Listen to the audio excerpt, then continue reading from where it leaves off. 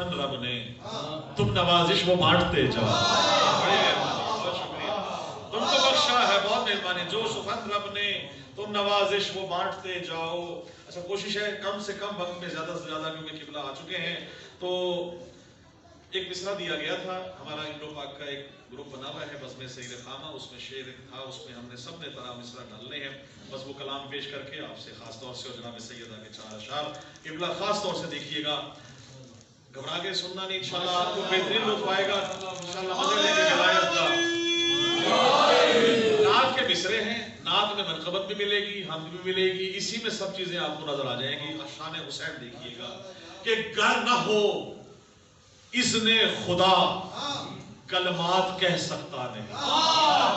اللہ کے حکم کے بغیر چلتا نہیں. شعر دیکھیے گا، گر نہ ہو اذن خدا کلمات کہہ سکتا نہیں، حمد نعت و منقبت نغمات کہہ سکتا نہیں.